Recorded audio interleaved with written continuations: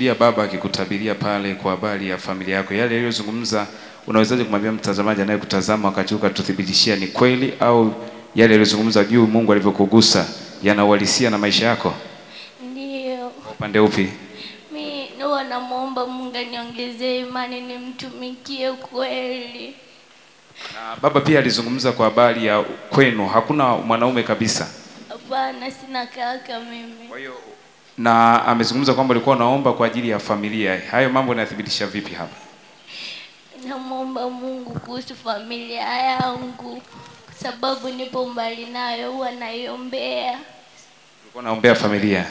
Ndugu mtazamaji, huyu dada alikuwa amekuja kwenye ibada Sinai, na baada ya kuja kwenye ibada Sinai baba akamtabiria kwa habari ya uzao wa kwao wa kiume, lakini kwa habari ya mzigo ulioko kwenye familia. Haya, ukiangalia unabii uliopita hapo nyuma, haya binti ameweza kuthibitisha kwamba ni kweli na Mungu yupo na Mungu anafanya. Amen.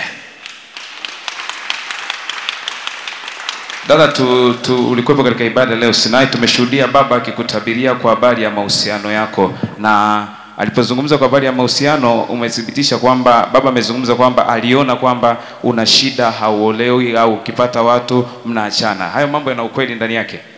Ni kweli. Kwa upande upi? Nilichumbiwa mwaka jana. Mchumba akaenda nyumbani. Ametoka nyumbani, sijawahi kuongea naye tena, akaondoka juu. Alikuchumbia lakini tangu akaondoka nyumbani hajarudi tena.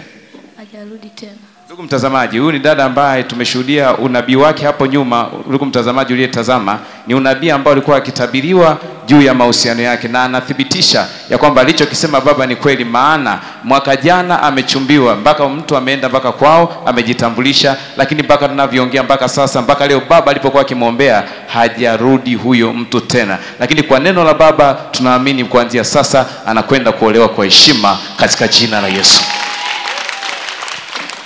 Karibu dada. Tumeshuhudia baba alikusimamisha na akazungumza kwa habari ya ndoa, lakini pia akazungumza kwa habari ya kwenu. Una uthibitisho upi kwa mtazamaji anayekutazama wakati huu?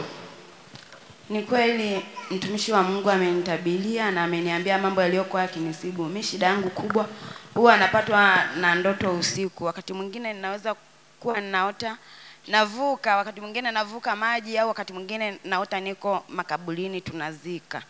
Na hiyo hali imenipata ni kama miaka 2 sasa, inanihangaisha. Sasa mimi nilikuwa sijui shida yake ni nini wala